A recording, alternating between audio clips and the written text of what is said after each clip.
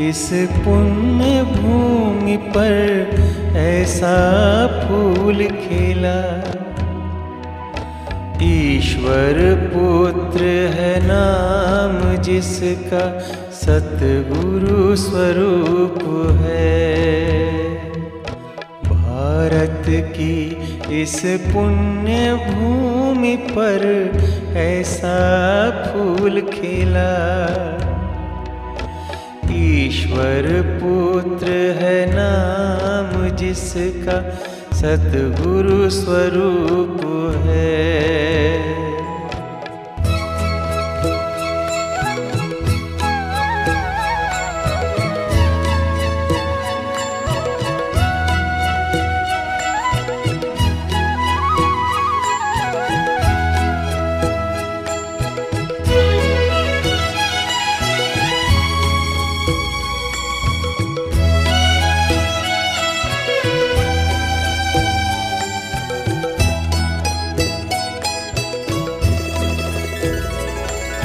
यही अनादि रंग है अपना, यही तो आदि स्वरूप है।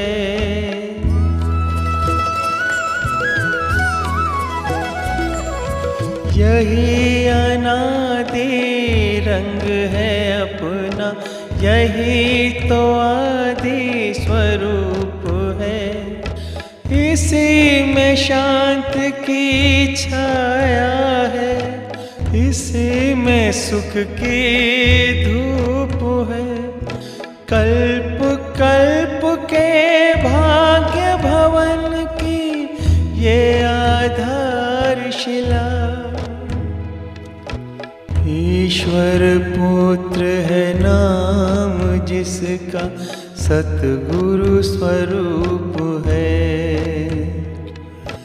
ईश्वर पुत्र है नाम जिसका, सतगुरु स्वरूप है।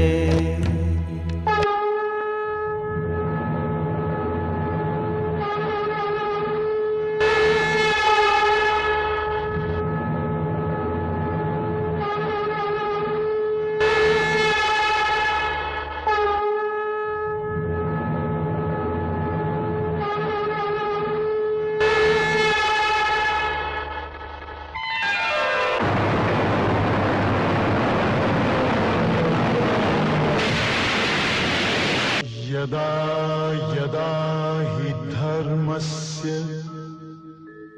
ग्लानिर्भवति भारत, अभ्युत्थानम् अधर्मस्य तदात्मानं सृजाम्यहम्। परित्राणाय साधूनां विनाशाय च दुष्कृतां, धर्म संस्थापनार्थाय संभवामि युगे युगे।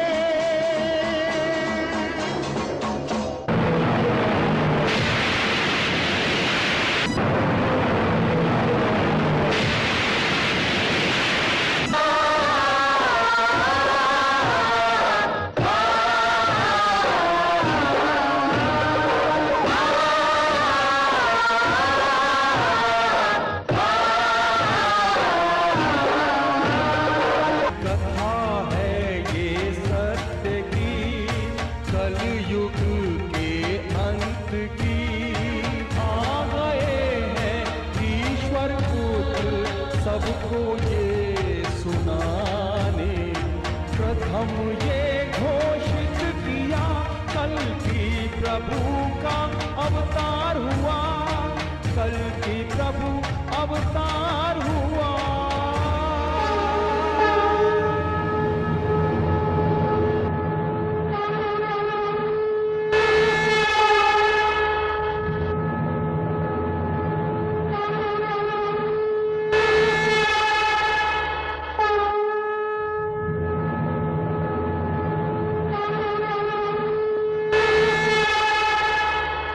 हे मनुष्य, आज की सभा में मैं ईश्वर पुत्र आदि श्री अरुण आप सबका हार्दिक स्वागत करता हूं।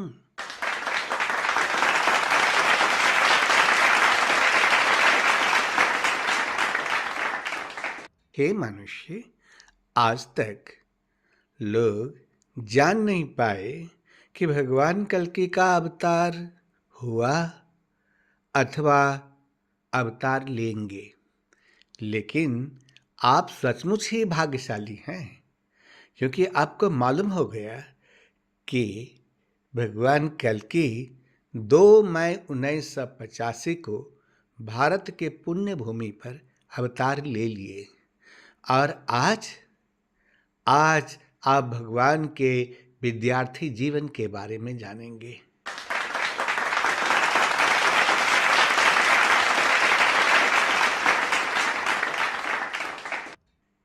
लेकिन जिनकी बुद्धि मंद है, जिनके हृदय में श्रद्धा नहीं है और जो मनुष्य शंकाओं से युक्त हैं, वे अवश्य ही पथभ्रष्ट हो जाते हैं। ऐसे संशय से युक्त मनुष्य के लिए न तो यह लोक ही सुखदायी है, न परलोक सुखदायी है और न कोई सुख ही है।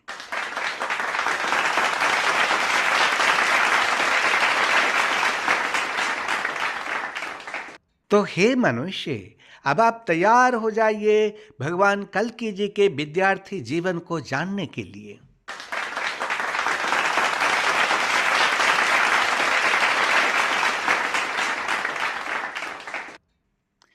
भगवान कल्कि का विद्यार्थी जीवन अवतार लेने के तुरंत बाद ही शुरू हो गया था। यह कैसे? क्योंकि उन्हें एक सामान्य व्यक्ति की तरह विद्याध्ययन के लिए 5 वर्ष तक इंतजार नहीं करना पड़ा, बल्कि वे तुरंत ही 5 साल की अवस्था में आ गए। उन्हें गुरु आश्रम में जाने के लिए रिक्वायर्ड एज 5 साल की अवस्था में आने के लिए 5 साल का समय नहीं लगा था।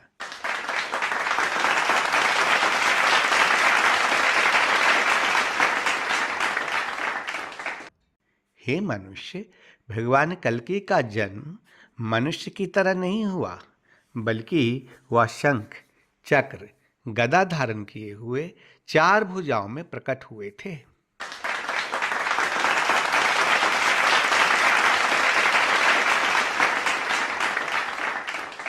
भगवान कल्कि जी के प्रकट होने के तुरंत बाद उनकी माला, शंख, चक्र, गदा, कमल आदि लुप्त हो गए, किंतु उनके लाल वस्त्र लुप्त नहीं हुए।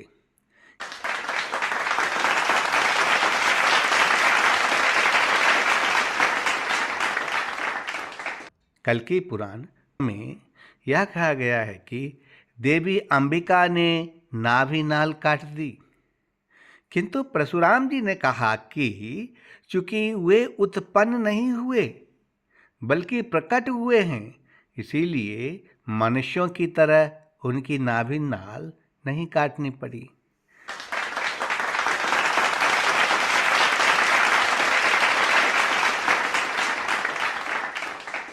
भगवान कल्कि उपनयन संस्कार पूरा करने के बाद 8 दिव्य शक्तियों का प्रयोग किए। तत्पश्चात विद्याध्ययन करने के लिए वे परशुराम जी के साथ वायु मार्ग से महेंद्र पर्वत पर चले गए।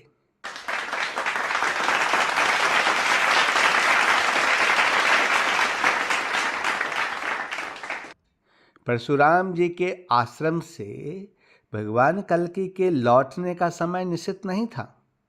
दीप्तिमान ने विष्णु यश को बालक कल्कि के इस धरती पर आने का उद्देश्य सुनाया। कल्कि जी अपने बाल्यकाल में 8 दिव्य शक्तियों का प्रयोग किया था। अन्य युगों में भगवान के अन्य अवतारों ने बाल्यकाल में 8 दिव्य शक्तियों का प्रयोग नहीं किया। कलयुग में ही पहली बार भगवान ने अपने कल्कि अवतार रूप में अपने बाल्यकाल में 8 दिव्य शक्तियों का प्रयोग किया।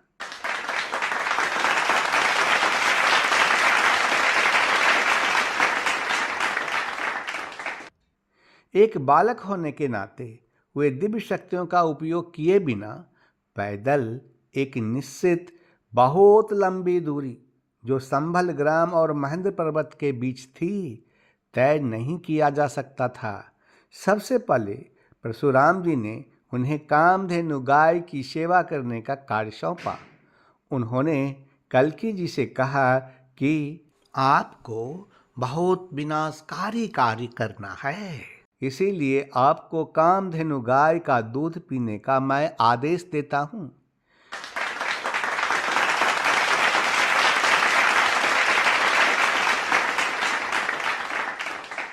इसके पीछे मुख्य कारण यह था कि भगवान कल्की बचपन में अपनी माता का दूध पर्याप्त मात्रा में नहीं पिए। क्यों?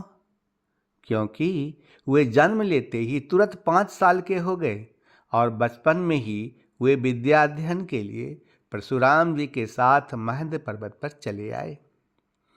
द्वापर युग के अंत में परशुराम जी ने भगवान कृष्ण और बलराम जी को कामधेनु गाय का दूध पीने का मौका दिया था। इस कलयुग में भी परशुराम जी ने भगवान कल्की को प्रतिदिन कामधेनु गाय का दूध पीने का आदेश दिया।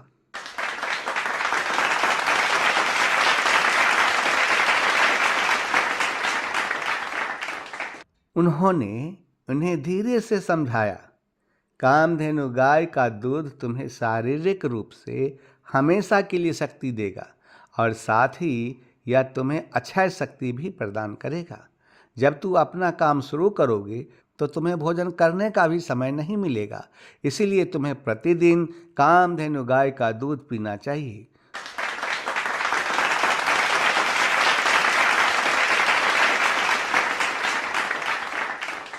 तुम्हारा काम है कामधेनु गाय की सेवा करना और उसका दूध पीना। कामधेनु गाय का दूध तुम्हें शारीरिक शक्ति प्रदान करेगा। भगवान कल्की ने अपने गुरुदेव की सलाह का पालन करने के लिए ध्यानपूर्वक कामधेनु गाय की सेवा करना शुरू कर दिया। वे रात में घी का दीपक जलाकर कामधेनु गाय के पास सोते थे। वे सूर्योदय से पहले उठ जाते थे। उठकर वे कामधेनु गाय को प्रणाम करते थे और फिर नित्य कर्म करने की अनुमति लेते थे। कामधेनु गाय को स्नान कराकर जल और पुष्प अर्पित कर पूजा करते थे। फिर गौशाला की सफाई करते थे। परशुराम जी ने कभी कभी, हमेशा नहीं, कभी कभी, बल्कि परशुराम जी के कहने पर दूध पिया। कामधेनु गाय के साथ बछड़ा भी था। कामधेनु गाय रस्सी से बंधी नहीं थी। वह सुबह स्वयं घास चरने जाती थी और भगवान कल्की को उसके पीछे पीछे जाना पड़ता था। भगवान उसकी देखभाल करते थे और उसके शरीर से मक्खियां उड़ाते थे।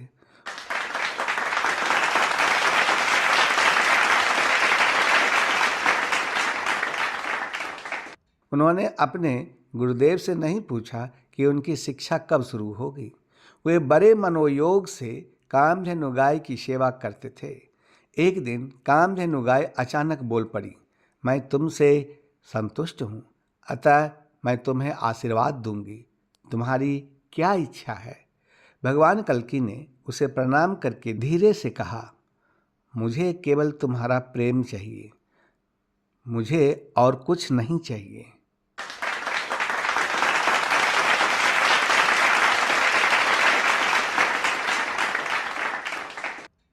उसने हाँ में उत्तर दिया और कहा कि भगवान, आपकी सभी इच्छाएं पूरी होगी। तब परशुराम जी ने उचित समय पर उन्हें सफलतापूर्वक शिक्षा देने की योजना बनाई।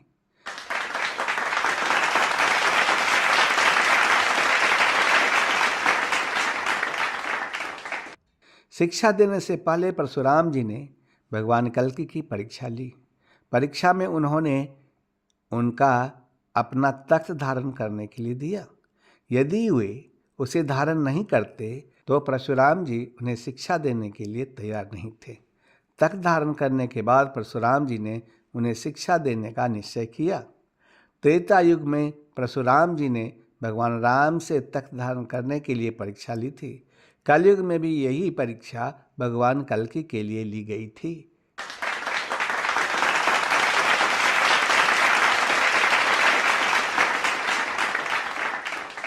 भगवान कल्कि पहले शिष्य थे जिनके पास कोई अस्त्र शस्त्र नहीं था। इसलिए परशुराम जी को भगवान कल्कि के लिए अस्त्र शस्त्र की व्यवस्था करनी पड़ी। अस्त्र शस्त्र की व्यवस्था करने के लिए परशुराम जी स्वर्ग चले गए। उन्होंने स्वयं उनके लिए अस्त्र शस्त्र की व्यवस्था की। भगवान कल्कि जी परशुराम जी के एक मेधावी अर्थात इंटेलिजेंट शिष्य थे।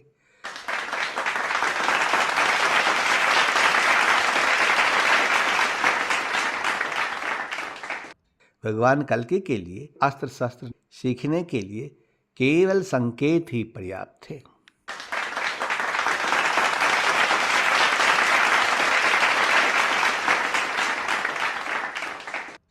प्रथम बार में ही उन्होंने सफलतापूर्वक निशाना साधा और बाण चलाकर गतिमान, अचल, बड़ी छोटी, छोटी से छोटी, प्रत्यक्ष, अप्रत्यक्ष, दृश्य, अदृश्य वस्तुओं पर निशाना साधा।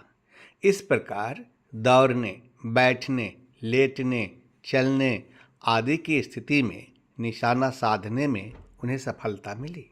परशुराम जी ने बिना किसी संकोच के उन्हें दिव्यास्त्र प्रदान किए और उन्होंने बताया कि किस स्थिति में उन्हें दिव्यास्त्र का प्रयोग करना चाहिए। परशुराम जी विस्तार से प्रशिक्षण दिए कि कैसे शस्त्र चलाना है और कैसे उसे वापस लौटाना है। परशुराम जी ने भगवान कल्कि को युद्ध भूमि में लड़ने की शिक्षा दी और उनसे कहे कि युद्ध भूमि में युद्ध जीतने के लिए एकाग्रता सबसे महत्वपूर्ण चीजों में से एक है।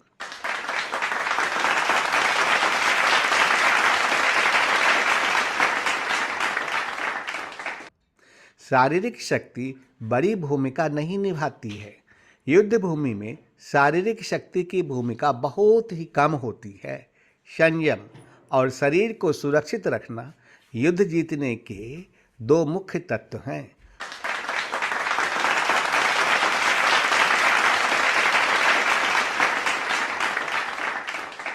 जो लोग नीच हैं उन्हें पहले आक्रमण करने का मौका देना चाहिए।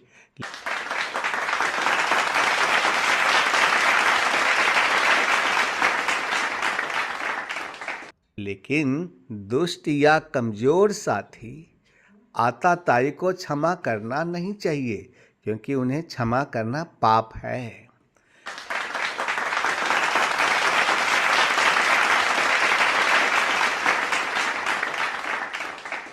कर्ण भी एक नीच व्यक्ति था, क्योंकि वह पांडवों के राज्य और धन को जीतने के लिए कौरवों के साथ युद्ध कर रहा था। इस प्रकार द्वापर युग में भी भगवान कृष्ण ने अर्जुन को दिव्य अस्त्र से कर्ण को मारने का आदेश दिया, क्योंकि वह एक नीच व्यक्ति आताताई था और उसे सलाह दी कि अगर वह अस्त्रहीन है तो उसे माफ ना करें, तो भी उसे माफ ना करें। अगर आप उसे माफ करते हैं तो यह महान पाप होगा।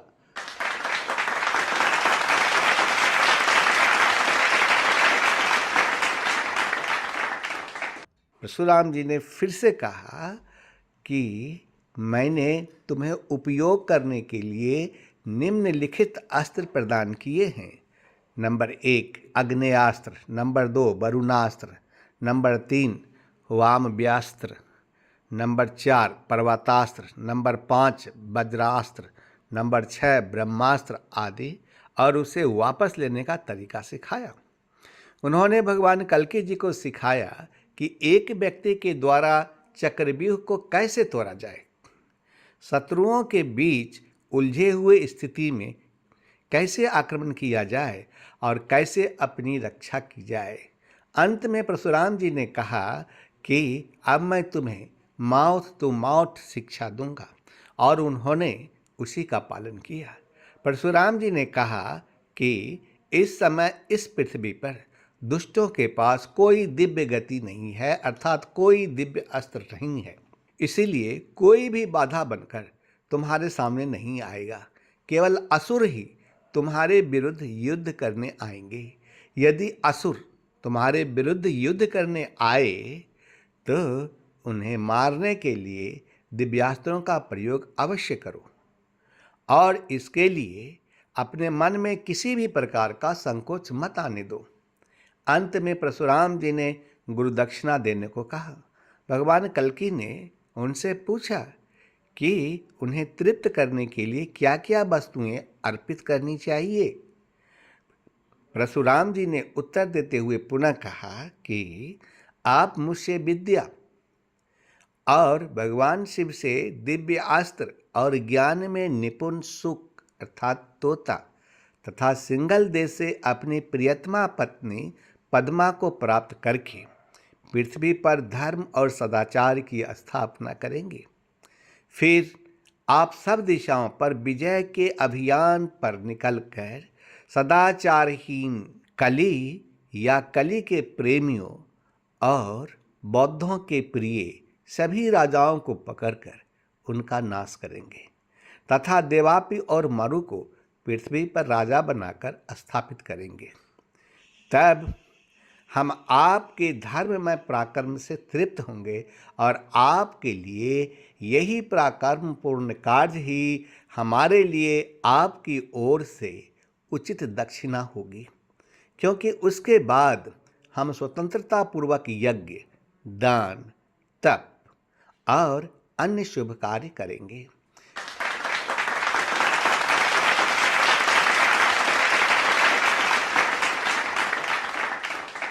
परशुराम जी की सलाह के अनुसार उन्होंने भगवान शिव की आराधना आरंभ की।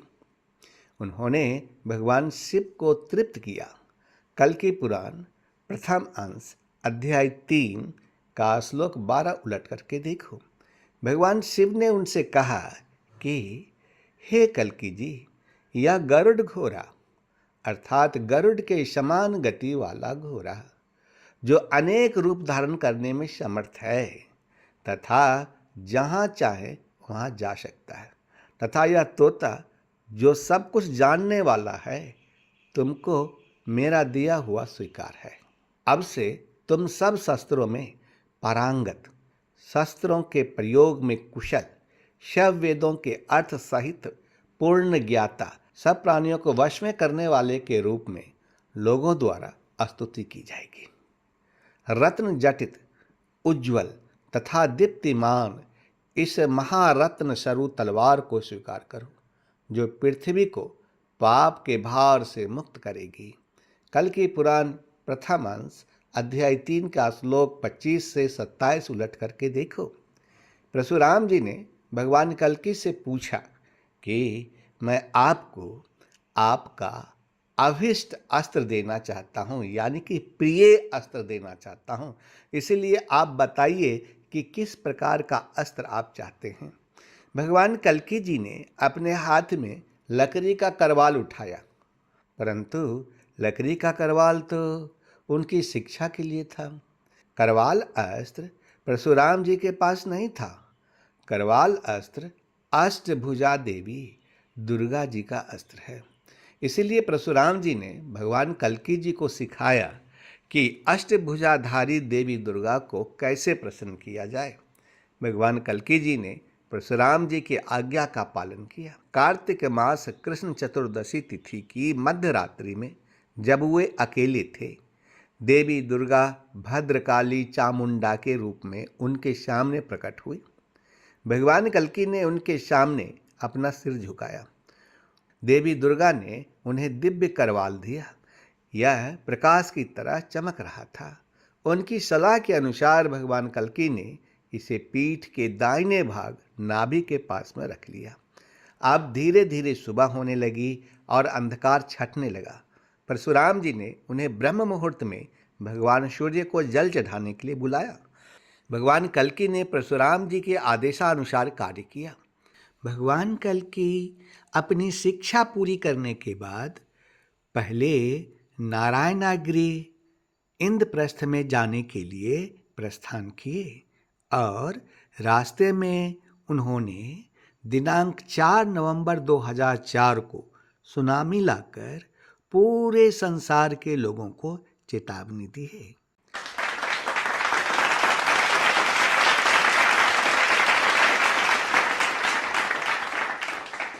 इसके बाद वे सबसे पहले अपने माता पिता से मिलने आए। फिर वे अपनी पत्नी को लेने के लिए सिंघल देश अर्थात श्रीलंका गए। उनका विवाह अरनी नदी के तट पर स्थित तारुमती शहर के पास सिंघल देश की पद्मावती के साथ हुआ। उनका विवाह दिनांक 4 अप्रैल 2006 को संपन्न हुआ और उसी दिन वे दोनों गुजरात आ गए।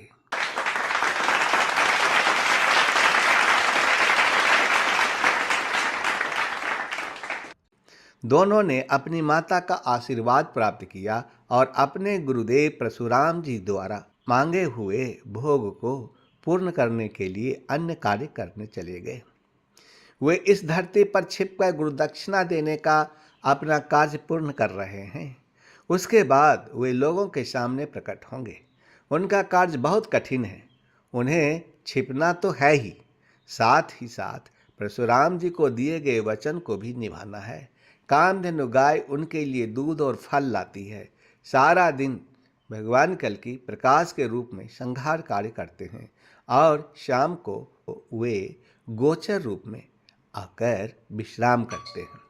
उनका कठिन कार्य दुष्ट लोगों या मलच्छ लोगों का पूर्ण विनाश करना है। धरती को साफ करके धर्म को 4 भाग में लाकर धरती पर धर्म की स्थापना करनी है, तभी सतयुग का प्रारंभ होगा। भगवान कल्कि को यात्रा करनी है और उन्हें पूरी दुनिया से दुष्टों या मलच्छ लोगों का संपूर्ण विनाश करना है। इस प्रकार यह किसी के लिए भी बहुत ही कठिन कार्य है। तथास्तु अर्थात ऐसा ही हो।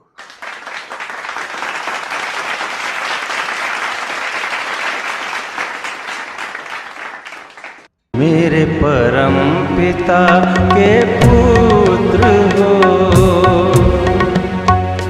मेरे परम पिता के पुत्र हो, या हो कोई अवतार।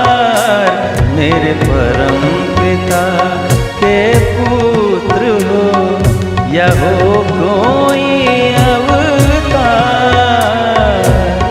हे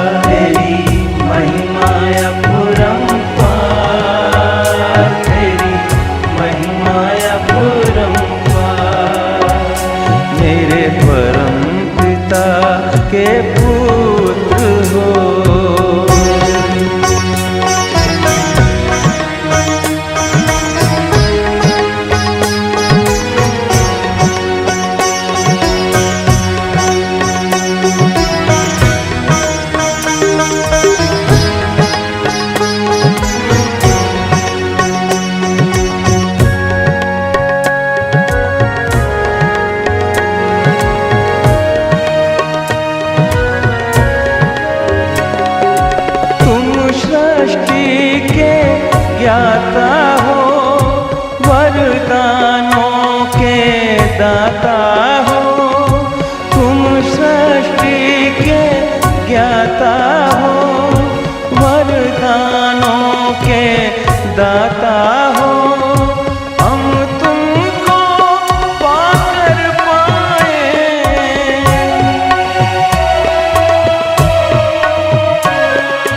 हम तुमको पाकर पाए। गति सदगति उपहार, महिमा अपरंपार। तेरी महिमा अपरंपार, तेरी महिमा अपरंपार, तेरी महिमा अपरंपार। मेरे परम पिता के पुत्र हो।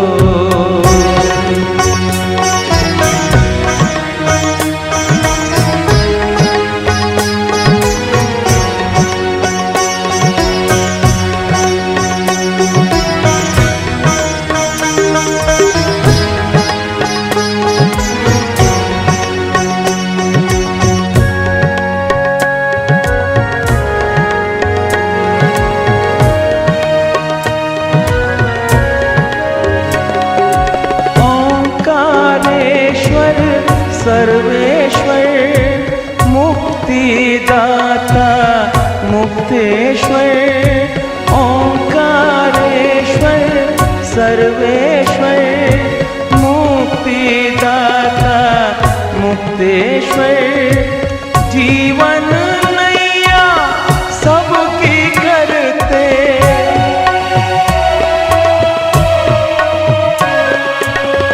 जीवन नैया सबकी करते भवसागर से पार महिमा अपरंपार तेरी महिमा अपरंपार तेरी महिमा अपरंपार तेरी महिमा अपरंपार मेरे परम पिता के पुत्र हो